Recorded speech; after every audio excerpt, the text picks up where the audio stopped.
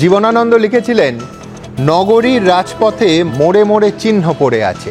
আর এখন আমাদের এই মহানগরীর রাজপথের মোড়ে মোড়েও প্রতিদিন আমরা দেখছি সেই চিহ্ন, বেনজির নাগরিক প্রতিবাদের স্পর্ধিত চিহ্ন। আজ একদিকে সিজিও কমপ্লেক্স অভিযান করলেন জুনিয়র ডাক্তাররা, অন্যদিকে মশাল হাতে বিরাট মিছিলে সামিল হলো নাগরিক সমাজ। সেই নিয়ে এই প্রথম প্রশ্ন। ফের পথে জুনিয়র ডাক্তাররা, সিবিআইয়ের কাছে দ্রুত বিচার চেয়ে সিজিও কমপ্লেক্স পর্যন্ত মিছিলে সামিল হলেন সাধারণ মানুষ। নিরাপত্তা না পেলে আবার ফিরব রাজপথে, মিছিল থেকে হুঁশিয়ারি আন্দোলনকারীদের। এবার তাহলে রাজ্যের পাশাপাশি জুনিয়র ডাক্তারদের নিশানায় কেন্দ্রীয় সংস্থা সিবিআইও? দ্বিতীয় প্রশ্ন। আরজি করে নারকীয় ঘটনার ৪২ দিন পরেও মশাল হাতে কলকাতার রাস্তায় নামল নাগরিক সমাজ। বিরাট মিছিলে আছড়ে পড়ল জনস্রোত। ২০১১-র পর ঘুমিয়ে পড়া নাগরিক আন্দোলনকে অবশেষে ফের জাগিয়ে তুলল আরজিকর কাণ্ড। তৃতীয়, বিচারকের তদন্ত সংক্রান্ত প্রশ্নের উত্তর দিতে গিয়ে শিয়ালদা কোর্টে ফের হিমশিম খেল সিবিআই। ধর্ষণ খুনের মামলায় সন্দীপ ও টালা থানার ওসির যোগাযোগ নিয়ে সুনির্দিষ্ট তথ্য প্রমাণ আজও আদালতে পেশ করতে পারল না কেন্দ্রীয় এজেন্সি। এই মামলার পরিণতি শেষ পর্যন্ত ওই চিটফান্ড কিংবা শিক্ষা দুর্নীতির মতো হবে না তো? আর চতুর্থ প্রশ্ন থাকবে, ব্যবসায়ীকে অপহরণ করে 2.25 কোটি টাকা মুক্তিপণ দাবি তৃণমূল কাউন্সিলরের। অভিযুক্ত শাসক নেতাকে গ্রেফতার করল সিআইডি। তৃণমূল পার্টি অফিসেই নাকি তৈরি হয়েছিল অপহরণের ছক। অভিযুক্তকে বহিষ্কার করে আদৌ দায় ঝাড়তে পারবে শাসক দল? পঞ্চম প্রশ্ন। দক্ষিণবঙ্গে বন্যা পরিস্থিতির জের। মুখ্যমন্ত্রীর ঘোষণার পরেই বন্ধু প্রতিবেশী রাজ্য ঝাড়খণ্ডের সীমানা সিল করে দিল পশ্চিমবঙ্গ সরকার। সারি সারি ট্রাক দাঁড়িয়ে পড়ছে জিনিস, দাম বাড়ার আশঙ্কা। একে বন্যা পরিস্থিতি, তার উপর এই সিদ্ধান্ত কি মানুষের দুর্ভোগ আরও বাড়াবে? ষষ্ঠ প্রশ্ন। এখনও রাজনীতির ঘোলা জলে মাস্টার প্ল্যান। প্রতি বছরের মতো এবারও ডুবে গেল ঘাটাল। জলের তলায় গোটা থানা, খানাকুলে তলিয়ে গেল পাকা বাড়ি। ত্রাণের জন্য হাহাকার পাঁশকুড়ায়। দশকের পর দশক ধরে ঘাটার মাস্টার প্ল্যান শুধুই নির্বাচনী প্রতিশ্রুতি হিসেবেই তাহলে রয়ে গেল। আচ্ছা, ভাবা যায় স্বাস্থ্য সংক্রান্ত ভয় আশঙ্কা নিয়ে সাধারণ মানুষ নিজের বা প্রিয়জনের নানা ভয় আশঙ্কা নিয়ে ডাক্তারবাবুদের কাছে যান। এই ডাক্তারবাবুরা অথবা হবু ডাক্তারবাবুরা তারাই থ্রেট কালচারের জন্য নিজেরা ভয় এবং আশঙ্কায় ভুগছেন, এবং প্রতি মুহূর্তে আমি বলছি কি অবর্ণনীয় মানসিক চাপের মধ্যে দিয়ে এই প্রক্রিয়ার মধ্যে দিয়ে যেতে হচ্ছে তাদের। আমি রাহুল চক্রবর্তীর কাছে আসবো। রাহুল, এই থ্রেট কালচারে পর পর যে নামগুলো উঠে আছে, বিরূপাক্ষ, অভিক, আশিস, রণজিৎ, আমি বলছি শাসক দলের ছাতা ব্যবহার করে দিনের পর দিন এই প্রতিষ্ঠানগুলোতে এই লোকগুলো অভিযোগ যে গুন্ডামি দাদাগিরি চালিয়েছে। কোনো ব্যতিক্রম নেই, যে প্রত্যেকে শাসক দলের সঙ্গে যুক্ত। আমি বলছি রাহুল, এর দায় তো শাসককেই নিতে হবে। দেখো, প্রথম কথা সুমন, আমি একটা কথা ভাবছিলাম যে যাদের কথা বলছো তুমি, তারা একদম 100% নিশ্চিত এই থ্রেট কালচার চলেছে, এবং এদের বিরুদ্ধে কোনো অভিযোগ সুনির্দিষ্টভাবে জমা পড়েছে কিনা আমার তাও জানি না। মানে এর আগে কোন অভিযোগ জমা পড়েছে কিনা, আমি আখতার আলীর কথা জানি, উনি বারবার গিয়ে বলেছে বারবার প্রিন্সিপালদের কাছে অভিযোগ জমা থানায় পড়েছে কিনা, অভিযোগ হয়েছে কিনা, বরঞ্চ অত্যাচারের মাত্রা বেড়ে গেছে। যে অভিযোগ করেছে তাকে বলা হয়েছে এক্ষুনি ডক্টর মাহাতো বলবে যে রেজিস্ট্রেশন ফেল করিয়ে দেবো, রেজিস্ট্রেশন কেড়ে নেবো, এই চলেছে। না দেখো, হোস্টেল পাবি না, আমরা ঠিক মানলাম হবে, কিন্তু কথা হচ্ছে যে লম্বা সময় দিয়ে, আজকেও ডক্টর মাহাতো বলছিলেন, আমি শুনছিলাম, এই যে লম্বা সময় ধরে যে চলছে আমাদের আন্দোলন, এই আন্দোলনটা চলছে, নাগরিক সমাজ বলো, জুনিয়র ডাক্তারদের বলো, মূল উৎসটা কি? মূল কথা ছিল যে দোষীদের সাজা হোক, ফাঁসি হোক, যাই হোক, আমরা মূল উৎস হচ্ছে যাতে নতুন করে কোনো আর অভয়া, নির্ভয়া বা তিলোত্তমার নাম না আসে। এটাই ছিল মূল কথা। কিন্তু এর সঙ্গে থ্রেট কালচার নয়, ওইটা মূল উদ্দেশ্য। থ্রেট কালচার আমাদের লোকগুলোকে বাবা ছেড়ে দাও, এটাও কোনো দাবি হতে পারে না। আমি কেন বলছি সুমন, তুমি আমার সাথে ডেফিনেটলি একমত হবে। আমি বলছি এই কারণে যে সেইখান থেকে দাঁড়িয়ে এই জায়গা থেকে অনেকটা কিঞ্জলের কথাটা শুনলে, আমি বলছি কিঞ্জল কিন্তু এখানে বলছিল যে ওদের সন্দেহ, ওরা সে কথা সিবিআই কেও বলেছে যে থ্রেট কালচারের জন্যই 9 তারিখের ঘটনাটা ঘটেনি। তো সিবিআই কে কিন্তু এটাও তদন্ত করতে হচ্ছে যে ওই সঞ্জয় রায় কিনা, এটা দিয়ে ডাইভার্ট করে দেওয়ার কোনো কারণ নেই। আমি বলি তোমাকে, আমি সেই জায়গাটাই আসছি। আজকে দাঁড়িয়ে সেইখান থেকে সরে গিয়ে যে ধর্ষক মুক্ত সমাজের কথা ভাবছিলাম আমরা, সেখান থেকে সরে গিয়ে অনেক বেশি কনসেন্ট্রেট করতে হচ্ছে কলকাতা মেডিকেল কলেজগুলোকে, বাংলার মেডিকেল কলেজ, শুধু দর্শক মুক্ত না, নির্বাচনকে থ্রেট কালচার মুক্ত সমাজ চাই বলছি। সেই নির্বাচনকে নিয়ে অনেক বেশি এখন সেই বেশি অনেকটাই সেটা ওরিয়েন্টেড। কিন্তু 4 দিনে কলকাতা পুলিশ পারেনি, ট্যাম্পার করেছে, এভিডেন্স করতে পারেনি। মৃতার মা বলেছেন আমরা সিবিআই তদন্ত চাই।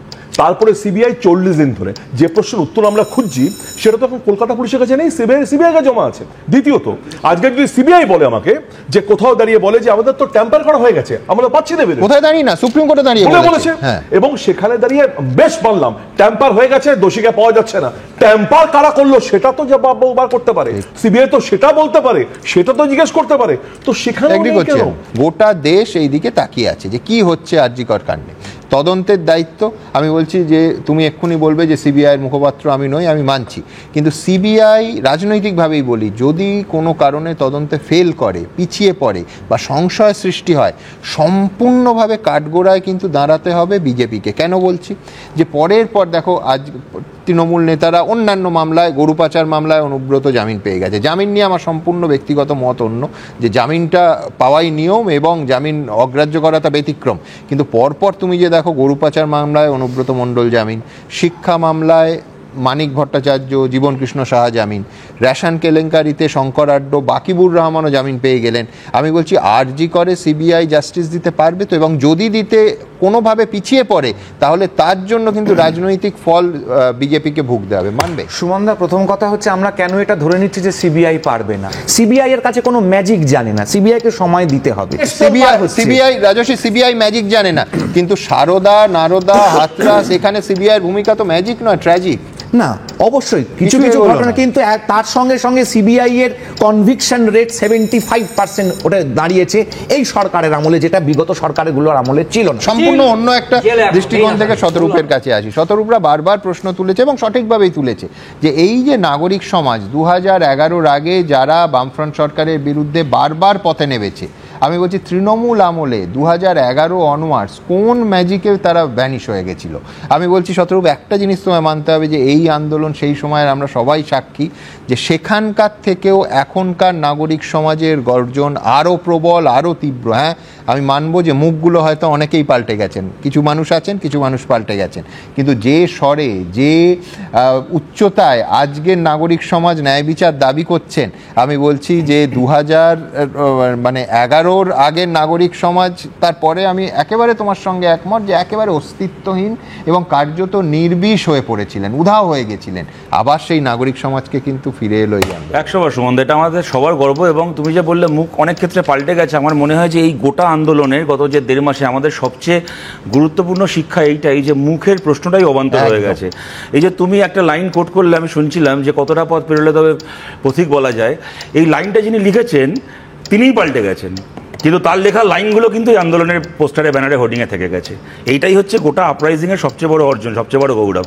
আমি যেগুলোকে নিয়ে কথা হচ্ছিল, আমি জাস্ট দু একটা কথা বলছি সুমনদা। প্রথম কথা হচ্ছে যে আমি বোঝার চেষ্টা করছিলাম আজকে বিকেলবেলা যখন অনুব্রত মণ্ডলের, আমি সোশ্যাল মিডিয়ায় তার একটা ফোন ইন ইন্টারভিউ দেখলাম, তিনি বলছেন যে সব বিষয়ে আমায় কেন গান লিখতে হবে, আমি কিন্তু এটার মানে অন্যায়ের প্রতিবাদ করছি না, অন্তত মানে অন্যদের মতো নিশ্চুপ হয়ে যাননি, অন্তত জিনিসটা অন্যায় সেটা বলছেন। এত কথা চলে আসে না যে যাই হোক, যখন দেখেছিলাম বকটুইয়ে মানুষ পুড়িয়ে মারা হয়েছে, ওনাকে একজন সাংবাদিক ফোন করে রিয়াকশন চাইছেন, তাকে খিল্লি করে বলছিল কাফিরাত শুনবেন। সুতরাং যাকে আমি বলছি কি যে আজকে যেটাকে নিয়ে কথা হচ্ছে সুমনদা, আমি আজকে বিকেলবেলা যখন অনুব্রত মণ্ডলের সিবিআই থেকে জামিনটা পেয়ে যাওয়ার খবর শুনলাম, আমি ভাবার চেষ্টা করছিলাম যে জেলে বসে সন্দীপ ঘোষ এই খবরটা পেয়ে কি খুশি হচ্ছেন না দুঃখ পাচ্ছেন, নিশ্চিন্ত হচ্ছেন নাকি ওনার দুশ্চিন্তা বাড়ছে? উনি কিন্তু নিশ্চিন্ত হয়েছেন। সঞ্জয় রায়ের কিন্তু একটু হলেও ভাল লেগেছে যে তার মানে সিবিআই কাস্টাডি থেকেও কদিন পরে জামিনটা পেয়ে যাওয়া যায়। এটা কিন্তু আজকে দেখো আসলে মুশকিলটা কি, আমাদের তো আর যাওয়ার জায়গা নেই, আমরা তো এরপরে ইন্টারপোলে তদন্ত চাইতে পারবো না। সুতরাং আমি আজকে এমন কোনো কথা বলতে চাই না যে এত বড় একটা মহৎ আন্দোলন চলছে সবাই খুব হতাশ হয়ে যান, কিন্তু এটা ঘটনা যে হতাশ হওয়ার 100টা কারণ আছে। রাশিদা বলছেন, আমি জানি না তথ্যটা, বলছে নাকি এখন 75% কনভিকশন রেট সিবিআইয়ের, সেক্ষেত্রে বাকি 25% পশ্চিমবাংলার ভাগ্যে জুটেছে। এবং আমরা যে কথায় কথায় সিবিআইয়ের ব্যর্থতা নিয়ে যে সারদা নারদা এইসব বলি না, আমি যেটা সবসময় মনে করি সবচেয়ে বেশি জোরে আমাদের বলার দরকার তা হচ্ছে তুমি বাকি সব ছেড়ে দাও, সারদা নারদা, গরু পাচার, বালি পাচার সব ছেড়ে দাও। 2021-এর পরে পোস্ট পোল ভায়োলেন্স, যাতে বিজেপি কর্মীরা খুন হয়েছে, ঘরে ঘরে ঢুকে ঢুকে বিজেপি কর্মীদেরকে খুন করেছে, সেই ঘটনাটা সিবিআই তদন্ত। সারদা নারদা গরু চুরি, চাকরি চুরিতে না হয় রামশ্যাম যদুমধু এফেক্টেড, এটা তোমার ঘরের লোক মরেছে, তারও তুমি কোনো তদন্ত শেষ করলে না, বিচার করতে দিলাম, যে কোনো কারণেই হোক না কেন। এবার আমি একটা কথা বলি, এই যে অভিজিৎ মণ্ডল টালা থানার ওসি গ্রেপ্তার হয়েছেন, প্রমাণ লোপাট করার যদি প্রমাণ থেকে থাকে নিশ্চয়ই তার গ্রেপ্তার হওয়া উচিত, কিন্তু বড় তো এখানে পঙ্কজ দ্বারা রয়েছেন, আমার থেকে ভালো বলতে পারবেন। বিকেল 5টার সময় সিট গঠিত হয়েছে, যাতে কিনা 4জন না 5জন আইপিএস অফিসার আছে। রাত্রির 11:15টার সময় তারপর গিয়ে এখানে এফআইআর হচ্ছে, তার জবাব একমাত্র টালার ওসি দেবে? একদম। আইএস অফিসার আমি শতরূপের সঙ্গে একেবারে একমত। একটা গোটা অনুষ্ঠান করেছিলাম যে আবার সেই পুরনো কথা যে স্কেপগোট বা বলির পাঁঠা করা হচ্ছে না তো একজন ওসিকে। সেটা হচ্ছে যে এখানে এই যে এতগুলো কথা বলা হচ্ছে যে যদি প্রমাণ কোথাও, আমি রাহুলের সাথে এখানে একমত যে প্রমাণ লোপাট করেছে তাকেই বা ধরবে না কেন। আমি বলছি কলকাতা পুলিশের একজন IPS Indira Mukherjee press conference করে প্রথম দিন বললেন যে জায়গাটা কর্ডন করা ছিল, বাবা মা বলে দিল মেয়েটির যে কর্ডন করা ছিল না। তারপরে তার থেকেও গুরুতর যেটা, সেটা আমি ধরে নিচ্ছি না হয় 5 মিনিট আগের পরের কথা একটা কনফিউশন হয়েছে। তৃণমূল কংগ্রেসের এক নেতা অভিক দে তার পরিচয়কে টেম্পার করে, যে ফেক নিউজ, গুজব, এই যে কলতানকে 5 দিন জেল খাটালো, তৃণমূলের নেতা অভিক দের ছবি দেখিয়ে কলকাতা পুলিশের একজন আইপিএস অফিসার, কলকাতা পুলিশে ডেপ্লয়েড, তিনি প্রেস কনফারেন্স করে বলছেন এটা হচ্ছে ফিঙ্গারপ্রিন্ট বিশেষজ্ঞ। হ্যাঁ, পরে দেখতে পেলাম সে মমতা ব্যানার্জি বিশেষজ্ঞ। এবার এই পুলিশ অফিসারকে সিবিআই তুমি গ্রেপ্তার করা ছেড়ে দাও, ডেকে একবার প্রশ্নটাও করবে না যে আপনাকে কে বলেছিল বা আপনি কেন তৃণমূল নেতাকে চালিয়েছিলেন। আমি জাস্ট একটু আমার বাকি কথাটা শেষ করে নিই। এবং দেখো আজকে যে কল্যাণী জেএনএম এর কথাটা এবং থ্রেড কালচার নিয়ে হচ্ছে না, সম্বন্ধে একটা জায়গায় আমি তোমার সাথে ডিফার করছি। থ্রেড কালচারের কথা আমরা কেউ শব্দবন্ধরে এর আগে শুনেছি কি শুনিনি জানি না, কিন্তু আমরা সবাই ফেস করেছি। এবং প্রশ্নটা খালি এখানে কলেজের নয়, খালি মেডিকেল কলেজে থ্রেড কালচার নেই, সমস্ত কলেজে রয়েছে, ইউনিভার্সিটিতে রয়েছে। এবং তোমার পাড়ায় যে কাউন্সিলর গায়ের জোরে জিতে কাউন্সিলর হয়েছে, পঞ্চায়েতের যে মেম্বার গায়ের জোরে জিতে পঞ্চায়েতে গেছে, থ্রেড কালচার তার এলাকাতেও চলে। যে এলাকায় পাড়ার ক্লাব থেকে শুরু করে খেলার মাঠ থেকে শুরু করে সবকিছু আমাদের নিয়ন্ত্রণে না থাকলে জবাবটা দিদি, এই যে কথাটা বললো 25% পশ্চিমবঙ্গের ভাগে জোটে, আমাদের কিন্তু মনে রাখতে হবে 75% আগে জুটতো।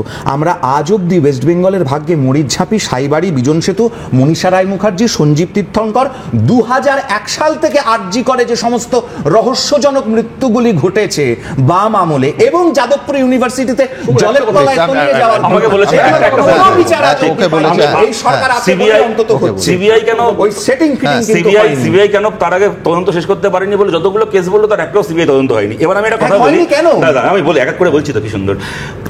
এর আগে এবার বলা শুরু করলো যে সিবিআই এর মুখপাত্র আমরা নই, তারপর যে সিবিআই কে বললাম ওর গায়ে লেগে গেল। এবার আমি একটা কথা বলছি, আমি কোথায় বললাম সিবিআই এর মুখপাত্র? আমি বলছি শুভেন্দু অধিকারী যখন এই অনুব্রতরা গ্রেপ্তার হয়, কি যখন পার্থ চট্টোপাধ্যায়রা গ্রেপ্তার হয়, শুভেন্দু অধিকারী বলেন কি বলেন না, কে ধরেছে? মোদির পুলিশ। কে ধরেছে? দিল্লির পুলিশ। যখন ভাই সিবিআই কাউকে গ্রেপ্তার করবে তখন হয়ে যাবে মোদির পুলিশ, আর যখন তার পাশে সিবিআই থেকে বেরিয়ে আসবে যারা তদন্তের দায়িত্ব। এইখানে দাঁড়িয়ে মমতা বন্দ্যোপাধ্যায় যেভাবে আপনাদের কথাগুলো 4টে দফা মেনে নিল, এমন দিন আসবে না তো সেখানে দাঁড়িয়ে আবার সিবিআইও বিভিন্ন জায়গায় দাঁড়িয়ে তাদেরও পদত্যাগ দাবি করবেন? এবং এমন দিন না আসে যেমন সিবিআই তদন্ত ফল না দিতে পারলে দাবি করবে। আজকেই তো সিবিআই অভিযান করেছে, রাহুল ওদের তো কোনো দায় ছিল না যে সিজিও অভিযান করতে, নবান্ন অভিযানও করতে পারতো। ওরা সিজিও অভিযান করে প্রমাণ করে দিয়েছে যে সিবিআই ন্যায় দিতে পারলে সিবিআই কেও ছাড়া হবে না। এই বার্তা ওরা দিয়েছে আজকে স্পষ্ট ভাষায়। কেমন লাগবে যদি ধরুন আমি কথার কথা বলছি, আজ থেকে 1 বছর পরে কি 6 মাস পরে সিবিআই ন্যায় দিতে পারলো না, ওরা সিবিআই এর ঘরের সামনে গিয়ে বিক্ষোভ দেখাচ্ছে, তখন সিবিআই ডিরেক্টর প্রেস কনফারেন্স করে বলছে এবার আপনারা উৎসবে ফিরুন, তখন কেমন দেখতে লাগবে? আমি একটা কথা বলি সুমনদা, আমি এই যে এখন মমতা বন্দ্যোপাধ্যায়কে মহান সাজাচ্ছে না, উনি নিঃসন্দেহে মহান, কিন্তু আমি খালি জাস্ট মনে করিয়ে দিই 6টা পয়েন্ট, তোমরা সবাই জানো এক এক করে, যে ডাক্তাররা এই যে আন্দোলনটা করেছেন কিভাবে আন্দোলনটাকে কালিমালিপ্ত করার চেষ্টা করেছে। 1, এফআইআর এর ভয় দেখানো। 2, রোগীর মৃত্যুর ভুয়ো খবর ছড়িয়ে লোক খেপানোর চেষ্টা। 3, মৃতের পরিবারদেরকে টাকা দিয়ে তাদেরকে দিয়ে ডাক্তারদের বিরুদ্ধে বিবৃতি দেওয়ানোর চেষ্টা। 4, উৎসবে ফিরুনের গল্প, যে তোমাদের 1 মাস করতে দিয়েছি এবার উৎসবে ফেরো। এবং 5, কলতানরা হামলা করতে পারে এই খবর ছড়িয়ে ওদেরকে ভয় দেখানো, হামলা তোলার। এবং শেষ 6, রূপসা কলতানদেরকে গ্রেপ্তার করে যে এবার বেশি বাড়াবাড়ি করলে তোমাদেরকেও গ্রেপ্তার করতে পারি, আজকে যে সহানুভূতি নিয়ে ডাক্তাররা বা সিনিয়র ডাক্তাররা এমন সময় দাঁড়িয়ে এখানে এসে অনেক বড় বড় কথা বলছেন। আমার প্রশ্ন হচ্ছে যখন ওরা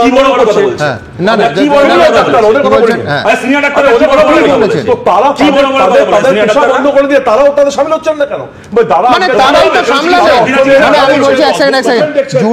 জুনিয়র ডাক্তাররা যখন কর্মবিরতিতে থাকলেন তো বাড়তি চাপটা কারা নিলেন? সিনিয়র ডাক্তাররা নিলেন। তারা ওখানে চাপ নিয়েছেন, ওদের পাশে থেকেছেন, ওভারটাইম করেছেন। আমি বলছি যে আমি আবার রাহুলের সঙ্গে একটা জায়গায় পরিষ্কার বলবো, আমি বলছি আজকে কিন্তু রাজনীতি নয়, কিন্তু আজকে আবার বলছি ওদের স্লোগান ছিল আর কতদিন সময় চাই, জবাব দাও সিবিআই। দুষ্কৃতীরা এক ব্যবসায়ীকে অপহরণ করে 2.25 কোটি টাকা মুক্তিপণ দাবি করেছে। এইটুকুর মধ্যে খুব চমকে ওঠার মতো কোনো ঘটনা নেই। হ্যাঁ, অপরাধ আছে, কিন্তু ঘটনাটা সম্পূর্ণ অন্যভাবে পাল্টে যাচ্ছে যখন দেখা যাচ্ছে যে এই কাজ যে করেছে সে কাউন্সিলর, শাসক দলের একজন কাউন্সিলর, সেই কাউন্সিলর 2.25 কোটি টাকা মুক্তিপণ দাবি করে ব্যবসায়ীকে অপহরণ করেছেন। তার সহযোগীরা নন, তার মাস্টার প্ল্যান। এর আগেও এই ধরনের কাজ করেছেন তিনি, আর তিনি মানুষের ভোটে নির্বাচিত হয়ে মানুষের জনপ্রতিনিধি। একজন কাউন্সিলর অপহরণ করে 2.25 কোটি টাকা মুক্তিপণ চাইছেন। আর পুরো সিআইডি বলছে পুরো প্ল্যানটা হয়েছিল তৃণমূল কংগ্রেসের পার্টি অফিসে বসে। 40-এর কোঠায় বয়স। আমি বলছি যে এই নতুন প্রজন্ম। আপনি আমাকে একটা কথা বলুন, হ্যাঁ, যে শাসক দল হ্যাঁ, পঞ্চায়েত ইলেকশন এবং পৌরসভার ইলেকশন এইখানে যাদেরকে নমিনেশন দিচ্ছে, কিসের বিনিময়ে দিচ্ছে আমাকে বলুন তো? জেলা পরিষদের আসন, পঞ্চায়েত সমিতির আসন, পৌরসভার আসন, এটা তো প্রকাশ্যে সার্ফেসে এসছে ফ্রম দেয়ার ইনসাইডার্স। ওরাই বলেছে যে কত কোটি কত লক্ষ টাকা বিনিময়ে একটা টিকিট পেতে হয়। এবার আপনি আমাকে একটা কথা বলুন, সে ফর এক্সাম্পল, আপনি ধরে নিন এটা কাল্পনিক কথা, আমি একটা জায়গার একটা মেম্বারশিপ পাবো, আমি একটা মানে আপনার ওই কোনো পৌরসভার প্রতিনিধি হব। এবার আমাকে যদি 1 থেকে 1.5 কোটি টাকা দিয়ে সেই আপনার পার্টির টিকিটটা পেতে হয় ফর ফাইটিং ইলেকশন, তাহলে আমি সেই 1 থেকে 1.5 কোটি টাকার ডাবল টাকাটা আমি তুলবো না? ব্যবসায়ীকে অপহরণ এবং মুক্তিপণ দাবির মতো গুরুতর অভিযোগে গ্রেফতার হয়েছেন বারাসাতের তৃণমূল কাউন্সিলর। আর সেই তদন্তেই উঠে এসেছে চাঞ্চল্যকর তথ্য। সিআইডি সূত্রে দাবি শুধু 2024 নয়, 2022 ও 23 সালেও অপহরণ করা হয়েছিল ত্রিপুরার ব্যবসায়ীকে। মুক্তিপণ হিসেবে আদায় করা হয় 9.25 লক্ষ টাকা। আর প্রতি ঘটনারই মাস্টার মাইন্ড বারাসাতের তৃণমূল কাউন্সিলর মিলন সর্দার। স্থানীয় সূত্রে খবর, গত কয়েক বছরে তৃণমূল কাউন্সিলরের সম্পত্তি বহরও বেড়েছে হু হু করে। তাহলে কি মুক্তিপণের টাকাতেই ফুলে ফেঁপে উঠেছে তৃণমূল কাউন্সিলরের সম্পত্তি? সিআইডি সূত্রে খবর, খতিয়ে দেখা হচ্ছে সব দিক। সম্পত্তির যে বেড়েছে একে নিয়ে আলাদা করে আলোচনা করার কোনো মানে হয় না। গোটা পশ্চিমবাংলায় এমন কোনো তৃণমূল কাউন্সিলর নেই যার চোখের সামনে হু করে সম্পত্তি বাড়েনি। দ্বিতীয় কথা হচ্ছে, দেখো সুমনদা, আমাদের দেশের রাজনীতিতে না ক্রিমিনালরা রাজনৈতিক দলে বিভিন্ন সময় বিভিন্ন দলে আশ্রয় পেয়েছে, আমরা দেখেছি। কিন্তু একদল ক্রিমিনাল মিলে নিজের একটা রাজনৈতিক দল বানিয়ে ফেলেছে, এইটা তৃণমূল না থাকলে আমরা কল্পনা করতে পারতাম না। আমি একটা কথা এখানে বলি, যেটা পঙ্কজদা বললেন, বললেন তার সঙ্গে লাঘাবোধ করতো যে পাপু ভাইয়া, অমুক ভাইয়া, আমি এটাই বলছি, অন্য রাজ্যে হয়, আমাদের এখানে হয় না। বাবু বা বিশ্বনাথের যেটা বললেন আমি তার সঙ্গে যোগ করছি। একটা হচ্ছে যার টাকা দেওয়ার ক্ষমতা আছে সে প্রার্থী হবে এবং তারপর সে টাকাটা তুলবে, এটা একটা জিনিস। তার থেকেও বড় কথা, এই যে বাহুবলী কালচার, উত্তরপ্রদেশের রাজনীতির এই বাহুবলী মাসলম্যান কালচার বাংলা রাজনীতিতে আনা, এই যে থ্রেড কালচার নিয়ে কথা হচ্ছে, এইটাই মুশকিল। গণসমর্থনের ভিত্তিতে যদি কাউন্সিলর, পঞ্চায়েত মেম্বার নির্বাচিত হয়, সে প্রার্থী হবে যার গণভিত্তি ভালো। আর যে বুথ দখল করে হতে পারবে কাউন্সিলর, পঞ্চায়েত মেম্বার, এই যদি কালচার হয় তাহলে সে প্রার্থী হবে যার বুথ দখল করার ক্ষমতা ভালো। এবং আমি তোমায় এটা বলছি সুমনদা, আজ যখন নাগরিক সমাজের এই মহৎ আন্দোলন চলছে, তার মধ্যেও তৃণমূলের লোকেদের এই কথা বলতে আমরা শুনছি যে তোরা যতই রাত দখল কর, আমরা বুথ দখল করতে পারি। এইটা হচ্ছে বাংলার বাস্তবতা।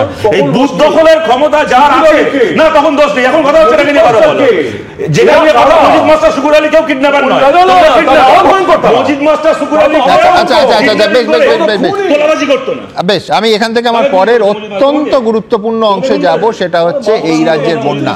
দক্ষিণবঙ্গের একটা বৃহৎ অংশ এই মুহূর্তে জলের তলায়, এবং ঠিক সেইখান থেকে দুটো রাজ্য, পশ্চিমবঙ্গ এবং ঝাড়খণ্ড, স্বয়ং মুখ্যমন্ত্রী বলছেন যে সীমান্ত সিল করে দাও। সীমান্ত 3 দিনের জন্য সিল হয়ে গেল, সারি সারি পণ্যবাহী ট্রাক দাঁড়িয়ে আছে। এতে কি ঝাড়খণ্ডের আদৌ কোনো লোকসান হচ্ছে, নাকি সাধারণ মানুষের, এই রাজ্যের সাধারণ মানুষের লোকসান? আমরাও সিদ্ধান্ত নিয়েছি, যেহেতু জল ঢুকছে, এমনকি আমি দেখে এলাম মিদনাপুর দিয়ে, আপনারাও তো যারা আমার সাথে আসছিলেন, ন্যাশনাল হাইওয়েতেও জল উঠছে।